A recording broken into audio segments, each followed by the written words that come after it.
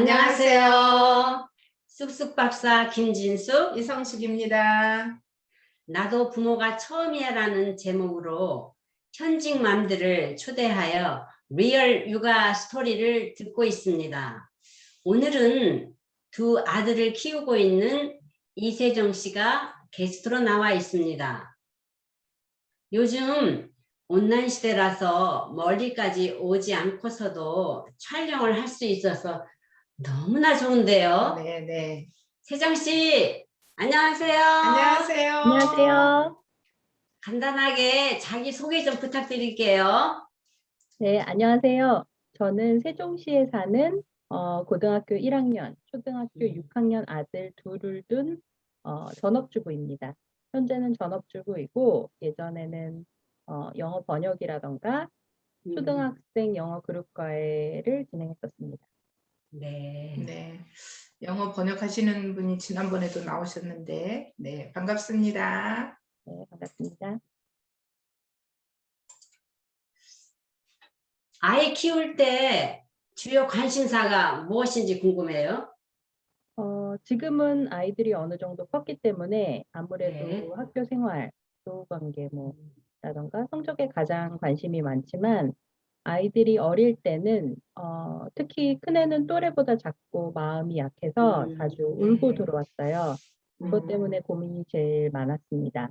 아이가 네. 맞고 들어오면 맞서 싸우고 같이 때려야 한다고 가르쳐야 아이가 기도 안 죽고 자기 스스로를 지킬 수 있다고 주변에서 조언들을 많이 해주셨는데 저 자신도 그렇게 가르치기가 싫었고 네. 아이도 친구 때리는 건 나쁘다고 생각했기 때문에 어떻게 해야 될지 사실 좀 몰랐어요. 그래서 초등학교 2학년 초반까지는 아이가 놀러 나가면 다 따라 나갔습니다. 그리고 학교에서 사서 도우미를 뽑길래 신청을 해서 네. 2주에 한 번씩 반나절 학교에 있었는데 처음에는 사실 아이를 지키겠다는 그런 의미로 신청을 했었어요. 그 아이가 맞고 들어오는 상황을 좀 구체적으로 설명해 주실 수 있나요? 말이 그렇지 그때 되게 마음이 아프셨을 것 같은데. 네. 네. 유치원 다닐 때 예를 들어서 같은 반 친구가 거의 매일같이 자기를 때린다고 왜 때리냐고 물어보면 비키라면서 때리고 지나간대요. 그래서 담임선생님한테 여쭤봤더니 우리 애뿐만 아니고 같은 반 아이들 다 그렇게 때리고 다니는 애가 있다고 그렇게 말씀하시는 경우도 있었고요. 네. 초등학교 2학년 때는 태권도장을 보냈는데 셔틀버스 안에서 학교 같은 반 여자친구가 이유도 없이 자기를 때렸대요. 그런데 네. 말도 못하고 반응도 못하고 집에 와서 막 울더라고요. 그런 식으로 별 이유도 없는데 그냥 맞고 들어오는 경우가 많아요.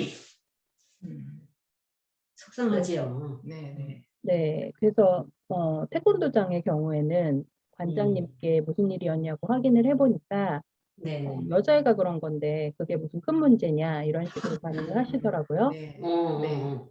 그런데 개인적으로는 성별에 상관없이 친구를 그렇죠. 때리는 건 나쁜 행위라고 가르쳐야 한다고 생각을 해요. 네. 그래서 그렇죠. 네. 결국은 더 이상 셔틀버스를 태우지 않고 제가 매일 데리러 다니고요.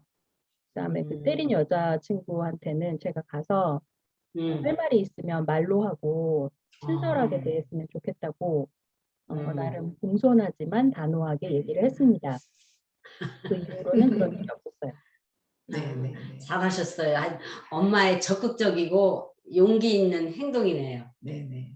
음, 한 아이에게 반복적으로 맞은 그 유치원 때의 경우에는 선생님께 이야기를 했고 원해서 그 아이가 어떤지 우리 애가 어떤지 함께 이야기도 들었습니다. 선생님께서 그 아이는 그 아이대로 주의를 주시겠지만 저희 아이 같은 경우에도 자기 감정을 말로 표현을 잘 못하기 때문에 오히려 친구들에게 괴롭힘을 당하는 경우가 있다고 장난이라도 싫을 때는 싫다라고 명확하게 표현을 해야 된다고 교육을 시켜달라고 하시더라고요. 네. 그때가 7살 1학기 때였는데 저는 솔직히 굉장히 충격이었어요. 애가 말을 잘했기 때문에 말 때 말 때문에 뭔가 문제가 생길 거라고 생각하지 않았거든요. 그래서 그때부터 집에서 연습을 많이 시켰어요. 어, 네, 자기가 싫으면 싫다, 좋으면 좋다 이런 거를.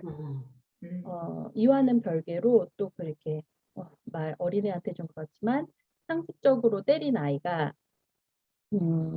유치원 버스를 같은 장소에서 탔거든요. 그런데 예, 아침마다 그 애 아빠가 데리러 나오니까 제 남편이 나가가지고 그 아빠하고 직접적으로 얘기를 했어요. 그래서 네네. 그 상황도 이야기를 해줬더니 그 집 아빠는 자기 애가 같은 반 친구들을 그렇게 때리고 있다는 걸 전혀 모르고 있었다고 하더라고요. 네, 그런데 그렇게 선생님하고 상담하고 그다음에 그 집 아빠한테 또 얘기를 한 다음부터는 그것 때문에 애가 힘들어했던 적은 없었어요. 네네네. 그렇군요. 네. 초등학교 2학년 때까지 놀러 나갈 때 따라다닌 것이 도움이 되었나요? 저는 도움이 됐다고 생각해요. 예, 일단 아이가 되게 좋아했고요. 또 예, 원했고, 그리고 중간중간에 아이들이 놀면 목마르잖아요. 그러면 그렇지. 우리 애뿐만 아니고, 음, 친구들한테도 물도 가져다 주고, 뭐 가끔 간식도 갖다 주고, 아, 넘어진 애는 일으켜주고, 뭐 약도 발라주고, 그러다 그래. 보니까 나중에는 음, 그 친구 엄마들도 많이 나와가지고, 어, 네, 아이들은 아이들끼리 놀고, 음, 엄마들은 나무 그늘에 앉아서 아이들 지켜보고, 뭐 어, 그러기도 했어요. 네. 어쨌든 엄마들이 그렇게 있고 아이들이 무리지어서 놀고 있으니까 음, 다른 뭐 형아들이라던가 와서 시비를 음, 걸거나 쓸데없이 때리거나 이런 일도 없었고 동네 음, 아이들하고 잘 어울려서 잘 놀았어요. 음, 그리고 음, 한 2학년 2학기 때부터는 자기가 혼자 나가서 놀 수 있겠다고 해서 그 다음부터는 따라 나가지 않았습니다. 네. 그러니까 노는 동안 엄마들이 네네. 지켜보고 있으니까 네네. 굉장히 든든한 지지자들이 있잖아요. 네네네. 역시 이세정 씨는 적극적인 대응을 했네요. 네. 또 더불어서 엄마들끼리도 친목을 네네. 도모했군요. 네. 말이 그렇지. 지금 상당히 긴 시간이에요. 그러니까 7살부터 초등학교 2학년 그렇지요. 때까지. 그러니까 우리 그 엄마가 노력한 시간이 한 3, 4년 동안 대단한 그 모성애죠. 음. 네, 네. 아주 훌륭하십니다. 네, 네. 네. 그런데 친구가 자기를 때렸을 때 어떻게 하라고 하셨어요? 아이가 5살 때 다니던 어린이집에서는 원장 선생님이 친구가 때리면 그 친구 등을 힘껏 때리라고 그렇게 말해주라고 말씀을 하셨어요. 그런데 세상에. 저는 때리지 말고 싫어! 라고 크게 외치라고 다른 사람들도 들을 수 있게 그렇게 말을 했어요. 하지만 아이는 그 말도 못하더라고요. 음, 되게 말을 한 건 아니지만 제가 보기에는 이미 자기를 때린 친구들에게 두려움을 느꼈던 것 같아요. 그리고 음, 같이 때리는 건 나쁜 짓이기 때문에 자기는 할 수도 없고 싫다고 음. 큰 소리로 내는 것도 못하겠고 친구들도 음, 무섭고 그래서 결국 아이가 선택한 방법은 피하고 숨는 것이었어요. 자기는 어, 근데 언제까지 숨고 피할 수만은 없는 일이라서 하원을 한 다음에 일부러 동네 놀이터에서 뭐 4시에서 7시까지 동네 친구들과 놀게 했어요. 제가. 그래서 처음에는 같은 아파트 친구들하고만 놀았는데 나중에는 다른 단지에 사는 친구들도 몰려와서 같이 놀고 그렇게 놀다 보니까 친한 친구들도 생기고 저도 아이들을 알게 된 후에는 이제 아이들이 사실 저는 아이들에게 친절하게 대한다고 하는데 애들은 저를 선생님이라고 부르면서 좀 어려워했거든요. 이유는 모르겠지만 그래서 어쩌면 그런 것들이 우리에게 함부로 하지 않는데 또 도움이 된 것도 같아요. 그래서 어쨌든 이런 일이 있은 다음에 맞고 다니는 횟수가 확실히 줄어들었어요. 그 어린이집 원장님은 너도 때리라고 했지만 엄마는 때리지 말고 싫어 라고 큰 소리로 말하고 하신 것은 아주 잘하신 거입니다. 그런데 이제 아이가 친구가 두려워서 싫어라는 말을 못하고 친구들을 피하고 숨어서 엄마가 놀이터에 따라다니신 거잖아요. 그렇게라도 해서 아이가 더 크게 상처받을 일을 방지한 것은 잘하셨다고 생각을 합니다. 그런데 이제 아이가 용기가 없어서 싫어라는 말을 못했을 때 아이를 더 격려하면서 연습을 해서 그 친구에게 말할 수 있도록 했으면 하는 아쉬움이 있네요. 보통 용기가 없는데 한 번에 용기가 나지 않거든요. 이 영상을 보고 있는 엄마들도 비슷한 고민이 있을 수 있는데 보통 한 번 해보는데 잘 안 되면 쉽게 포기하더라고요. 그래서 한 번에 안 되더라도 나 때리지 마. 때리는 건 나쁜 거야. 또는 나도 너 때릴 수 있어. 그런데 때리는 것은 나쁜 거라서 안 때리는 거야. 라고 해보도록 계속 아이를 연습시켜서 결국 자기 방어를 할 수 있게 하는 것이 좋습니다. 이게 뭐 한 달, 두 달 걸릴 수도 있고 반년이나 1년에 걸쳐서 이루어질 수도 있습니다.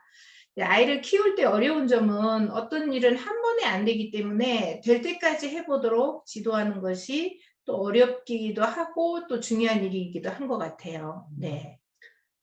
이 일이 여기서 끝나는 것이 아니라 앞으로 아이가 문제가 생길 때마다 계속 엄마가 따라다니면서 해결해 줄 수는 없지 않겠어요? 네. 아이가 위험에 처해 있는 경우에는 엄마가 나서는 것이 맞지만 보통의 경우에는 우리 아이를 연습시켜서 스스로 문제를 해결할 수 있도록 엄마들이, 아빠들이 도와줘야 합니다. 네. 또 혹시 아이를 키울 때 고민이 무엇이었나요? 내가 잘 키우고 있는 건가? 이게 늘 고민이었고 사실은 지금도 고민이에요. 다적인 부분을 예로 들면 저희 애들은 수학 선행학습을 시키지 않았거든요. 뭐 큰애는 그나마 초등학교 3학년 때부터 담임 선생님께서 심화 문제를 좀 다루는 게 좋겠다. 그래가지고 2학기부터 시켜가지고 심화 문제를 다루는 거는 해봤지만 학기 중에는 학교 진도에 맞춰서 공부를 하고 방학 때는 전학기 복습을 심화 문제로 풀다 보니까 시간이 없어서 선행을 못 시켰어요. 그리고 제가 이렇게 아이를 봤을 때도 지금 그냥 그 학년 따라가는 거 정도가 딱 얘 수준인 것 같더라고요. 그래서 뭐 복습도 겨우 하니까 그렇게 생각을 했고 중학교 1학년 정도 되니까 이제 여름방학 때 아이가 스스로 1학기 방학 때 1학기 복습을 심화 문제로 하고 2학기 예습을 개념서를 읽으면서 시작을 했어요. 그리고 고1인데 지금 아이가 수학이 다른 과목에 대해서 성적이 제일 안 나오는데 아이는 계속 지켜봐 달라고 자기가 할 수 있을 것 같다고 해서 그렇게 하라고 했거든요. 그런데도 이제 매일 고민이죠. 진짜 이렇게 해도 되는 걸까? 만약에 이제 대입 결과가 안 좋으면 자기 선택, 자기 판단을 후회하진 않을까? 나를 원망하진 않을까? 제일 고민이 되는 거는 더 잘할 수 있는 아이인데 내가 그냥 내버려둬서 여기서 그냥 머무르는 거 아닐까? 뭐 이런 것들이 사실은 제일 큰 고민이에요. 네, 네, 네. 그리고 큰아이 같은 경우에도 사실은 중학교 때까지는 큰 불안이 없었어요. 그때만 해도 아이 정도 공부해도 충분했고 그다음에 뭐 자사고나 특목고를 보내야 되는 건 아닐까 하는 고민을 할 정도로 성적이 괜찮았거든요. 그런데 역시나 고등학교 가서 한 학기를 끝내고 보니까 수학 성적이 제일 안 좋아요. 그런데도 아이는 이제 중간고사 때보다 기말고사 때 성적이 좋아졌고 자기도 이제 어떻게 공부해야 될지 감을 좀 잡았다. 그러니까 자기 계속 혼자 해보겠다 이렇게 말을 하니까 그럼 그렇게 하라고 말을 하지만 뭐 아이한테 내색은 안 하고 있지만 계속 고민이 되는 건 사실이에요. 네. 그 이제 아이들이 학교를 올라가면서 성적이 한 번씩 출렁거리고 고등학교에 가서 또 출렁거리고 다시 자리를 잡고 이제 아이가 자기가 열심히 하고 있기 때문에 좀 기다리는 것도 나쁘지는 않을 것 같아요. 선행이라는 게 한 학기나 1년 선행은 그냥 예습이라고 얘기를 하고 상위권 아이들은 고등학교 입학 전까지 고등학교 수학 전 과정을 한 3번 정도 훑어보고 수능 기출 문제도 다 풀어보고 이렇게 한다고 하더라고요. 그리고 수학뿐만 아니고 뭐 국어, 영어, 과학도 그런 식으로 한다고 그렇게 얘기들을 해요. 근데 저는 아이가 말을 잘 들으니까 사실은 시키면 할 수도 있을 것 같기는 한데 사실 지금 이 교육과정도 교육 전문가들이 설계한 교육과정인 거잖아요. 그런데 임의로 무리를 해서까지 그렇게 시키고 싶은 생각이 없어요. 저는 솔직히 무리한 선행은 폭력, 아동 학대라고 생각을 네, 네. 하는데 다들 제가 음. 한국 실정에 맞지 않는 소리를 한다고 그렇게 얘기를 하더라고요. 네. 그 무리한 학습은 폭력이라는 거, 아동 학대라는 것에 대해서 저도 전적으로 공감을 합니다. 정말 우리 아이들이 너무너무 무리한 그 공부량을 어른들이 요구하고 있다고 생각해요. 그리고 이제 선행에 대해서 그 선행학습을 얼마나 해야 돼서 상식적인 면에서는 이세정 엄마의 의견이 맞다고 생각했어요. 그런데 이제 저희가 오랫동안 서울에서 고3을 많이 지도하신 그 고등학교 선생님께 여쭤봤어요. 입시 전문가라고 할 수 있죠. 그 선생님 말씀은 아이의 성적 구간에 따라서 또는 목표하는 대학에 따라서 대응을 달리 해야 된다고 하시더라고요. 고1 때 선행학습을 하는 이유는 고2, 고3이 되면 공부량이 워낙 많아지기 때문에 국영수를 미리 좀 해놓으면 다른 과목을 공부할 시간이 더 생길 수 있다고 합니다. 그런데 이제 이런 이야기는 초상위권, 즉 상위 1% 이내의 아이들은 보통 2, 3년 정도 선행을 많이 하는데 이 경우에도 이제 선행을 해서 효과가 있는 아이도 있지만 또 효과가 없는 경우도 있기 때문에 일반화해서 이야기하기 어렵다는 게 그 선생님의 말씀이에요. 그래서 내 아이가 희망하는 대학에 따라서 전략을 짜는 것이 좋겠다. 또 선행을 한다 해서 아이 성적이 올라간다는 보장이 없으니 아이의 상황을 고려해서 판단해야지 너무 일반화된 이야기에 쫓아갈 필요는 없다. 다만 그 선생님은 고등학교 1학년 겨울방학 때 수학을 좀 집중해서 선행을 하는 것을 추천을 했어요. 그래야 이제 수학을 좀 보충할 수 있고 또 다른 과목을 공부할 시간도 벌 수 있다고 합니다. 이제 고2, 고3 되면 모두 다 열심히 뛰기 때문에 그 추가적인 시간을 내기가 좀 쉽지 않다는 것이죠. 네. 자, 그리고 이제 또 뭐 이제 그 수학 문제는 그쯤 하고, 네, 또 다른 뭐 문제가 있는지 좀 이야기를 해볼까요? 아이를 키울 때 또 힘든 점 중에 하나가 형제 다툼에 어느 정도 개입을 해야 하는지 그걸 잘 모르겠어서 힘들어요. 큰애는 자타공인 젠틀맨이거든요. 밝고 예의 바르고 말도 예쁘게 해요. 그런데 자기 동생에게는 너무 객관적이고 공격적이고 잔소리가 너무 심해요. 저는 그걸 독설이라고 생각을 하는데 자기는 이제 다 동생을 위해서 하는 소리라고 말을 하죠. 근데 그 큰애의 독설 때문에 작은애가 마음의 상처를 많이 받아요.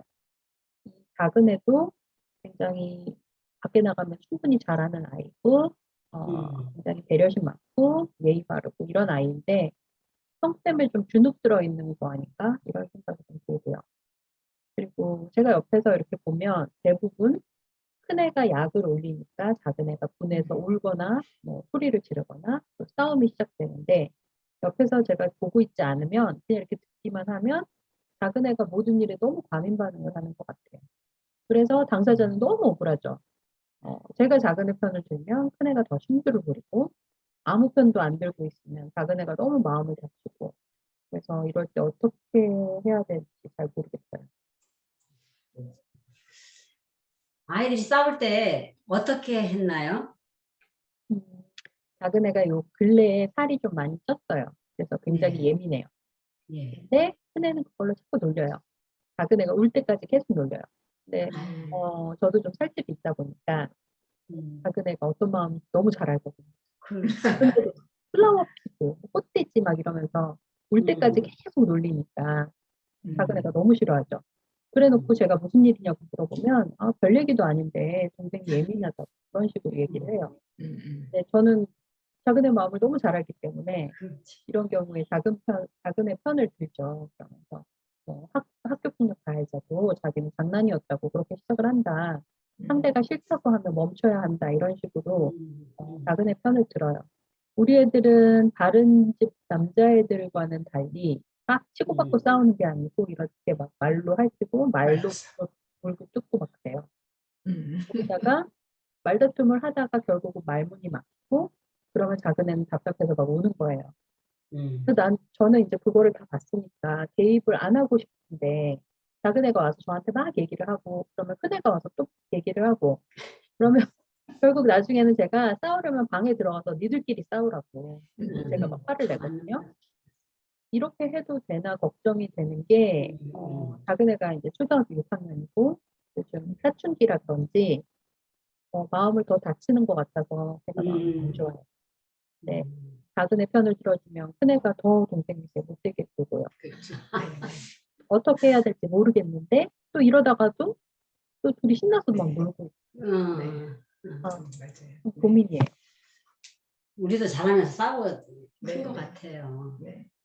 그래서 형제 간의 싸움은 모든 가정에서 있는 일이죠.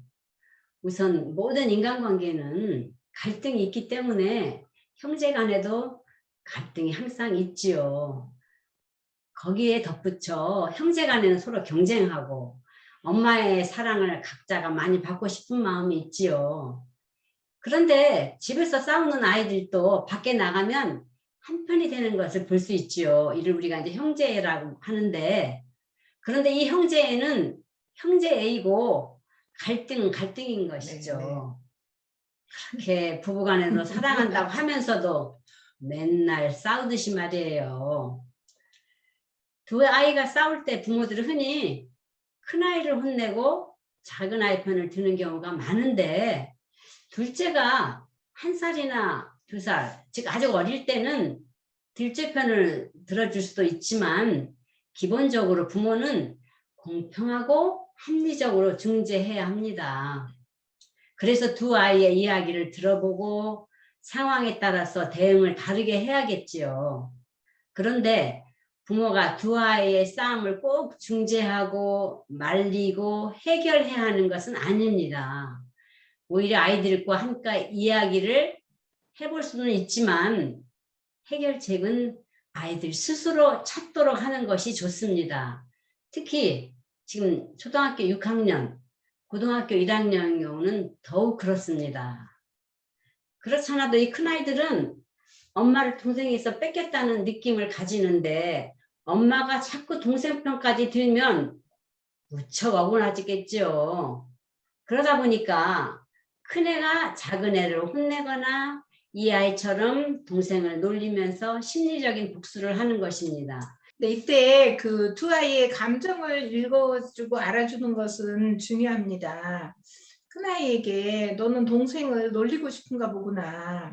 그런데 동생은 너가 놀리면 너무 속상해하는 것 같아. 울잖아. 너는 장난이라고 하지만 동생이 싫어하는데 계속 놀려서 싸움이 되니 엄마도 속상하구나. 또 둘째에게는 형이 너를 놀려서 너가 상처를 받는 것 같구나. 그런데 너도 초등학교 6학년이니 형이 놀리면 나도 기분이 안 좋아 라고 말해서 형이 너를 못 놀리게 하면 좋겠다. 엄마한테 말할 수는 있고 엄마도 너의 마음은 이해를 하지만 너가 스스로 형에게 이야기해서 해결하면 엄마는 정말 좋겠다 라고 또 엄마의 감정을 표현해 보시면 좋겠어요. 그리고 또 싸우다가 또 언제 그랬냐는 듯이 둘이 신나게 놀고 있으면 네. 너희 둘이 사이좋게 놀고 있으니 보기가 좋구나 라고 칭찬을 많이 해주세요. 네네. 또 싸움이 끝난 후에 조용한 시간에 아이를 각각 불러서 각자의 마음을 이해하는 것도 전 중요하다고 봐요. 우리 옛날에 시어머니 며느리 싸우면 안방에 가서는 시어머니 편 들고 부엌에 가서는 며느리 편 들라고 했잖아요. 예를 들면 큰아이를 따로 불러서 동생을 놀리는 것을 보니 너도 동생이 미울 때가 있는 것 같구나. 어떤 때 동생 때문에 속상한지 엄마한테 말해줄 수 있어? 라고 해서 형의 마음을 어루만져 줄 필요가 있습니다. 큰아이들이 대부분 동생 때문에 자기가 많이 혼나서 피해의식이 있습니다. 형제간의 라이벌 의식은 어른이 되어서도 항상 잠재해 있죠. 그러니까 큰아이를 나쁜 아이라고 생각하지 않는 게 중요한 것 같아요. 인간의 본성이니까. 그 형제간의 라이벌 의식이 완전히 없어질 것을 기대하는 것은 좀 무리라고 생각해요. 자연스럽게 받아들여야 되고 그게 두 사람의 아주 나쁜 관계로 가지 않게 그렇게 하는 선에서 이해를 하고 받아들이는 게 좋지 않을까 그런 생각이 듭니다. 네. 특별히 자신의 이야기를 진솔하게 해주신 우리 이세정 씨에게 감사드립니다. 아마 구독자 여러분 끝까지 들어주셔서 매우 감사합니다. 우리의 구호로 마무리하겠습니다. 재미있어? 공감했어. 또 보고 싶소. 감사합니다. 감사합니다.